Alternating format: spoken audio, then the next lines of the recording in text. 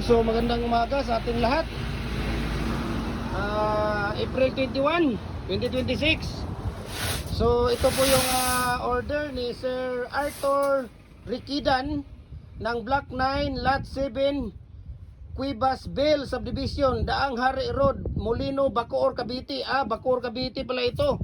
So 12 pieces na bricks molder ang binili niya. 6 na design, tigda dalawang design po, no? So ulitin ko po.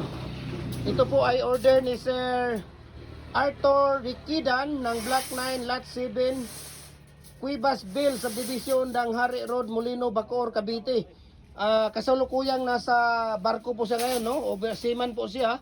At nasa laot pa po sila, no? At ito po ay ipapadala sa kanya po ang pangalan, but ang number nito ay sa kanyang tawag dito, sa kanyang caretaker or katulong sa bahay nila. So dalawang hexagon, ayan, heavy duty na hexagon bricks molder natin. Tapos dalawang Y na may groove. Ito po ay galing ng US po ito, no? Galing ng United States of America po ito na pattern natin, dala ng ating kababayan. At kaya tayo nagkaroon ng pattern. Ito ay Y na may groove. Ayan o, kung makikita ninyo, Y na may groove yan. So dalawang design yan. Tapos yung kindi natin, ito, kindi heavy duty natin na kindi bricks molder, dalawa yan. Ayan yung isa, di ba?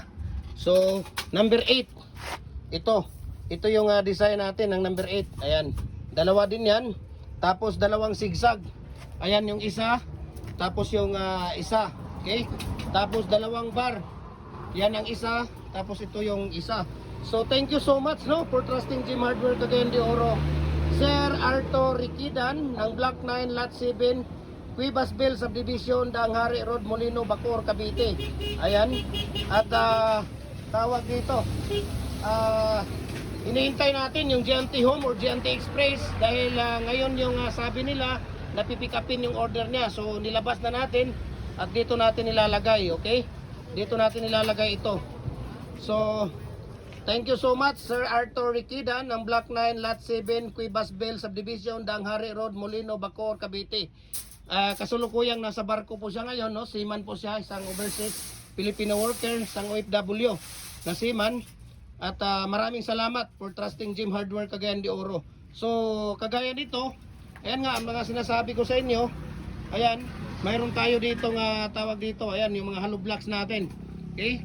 Molder natin na 4 inch double standard, 3.5 natin na 7 by 16, 3.5 by 8 by 16. Mayroon tayong 3 by 8 by 16. Mayroon tayong 5 standard, 5.5 na commercial. Mayroon din tayong lower number 4 at saka number 6. Mayroon din tayong single nga 3 and 3/4, 3 and 1/2, 3 size na standard natin. Ayan yung mga decorative natin. Okay? Ito, yung mga decorative blocks natin. Ito talaga ang mga fast moving sa lahat ng mga decorative natin. Mayroon tayong 12 designs. Tapos mayroon din tayo dito mga bricks. Kagaya nito, yan yung mga bricks natin. Yan talaga mga pinaka fast moving.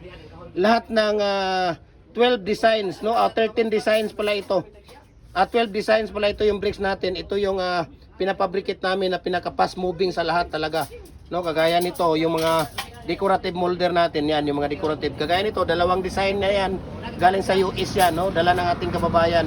Kasama no yung Y na may groove.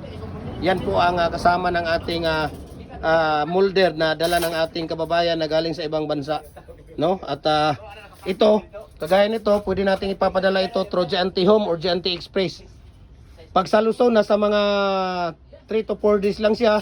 Pag dito sa Visayas, nasa mga 2 to 3 days lang siya. Pagka dito sa Mindanao, nasa mga ano lang siya, 1 to 2 days lang po siya. Okay? So ipapakita ko din sa inyo yung ating Dragon Fruit Post, Pins Concrete Post Molder natin, dual and heavy duty. Okay? Papakita ko sa inyo nasa likod. Ayan, nandito si Kuya Joel. Magandang umaga sa inyo. Yan yung manager natin, si Kuya Joel.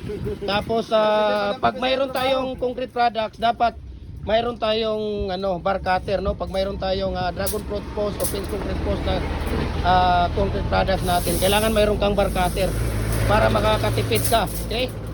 So dapat mayroon kanyan dahil yan ang talaga ang tutulong sa inyo sa pagputol ng ating mga matting art. Okay?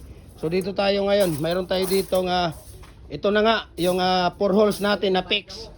Ayan o, 4 holes na fix. Ito yung 4 holes natin na fix. No?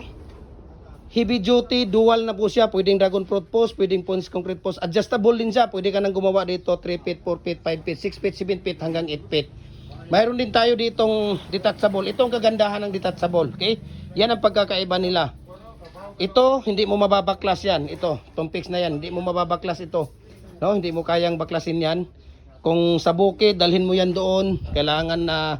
Kailangan apat na tao dito talaga, no? Lalo na kung may mga bundok, pababa, pataas, angat. Yan ang mahirap at hindi mo mailagay sa maliit na espasyo, no? Di kagaya ng detachable. Ito, detachable, pwede mong ilagay, ayan, no? 4 holes yan, no? 2 seat yan. So napakaliit lang siya, no? Pagka malayuan yung paggawaan ninyo, yung farm mo, pwede mong bitbitin isa-isa niyan. So 4 kayo, pwede magbitbit diyan. Ito, mayroon din tayong 3 holes dito, ayan. Mayroon din tayong 2 holes. Ayan. Mayroon din tayong 4 holes. So, available po lahat yan. I-message nyo ako. Share ko sa inyo yung price list sa shipping details dito. Mabuhay yan. God bless po sa ating lahat.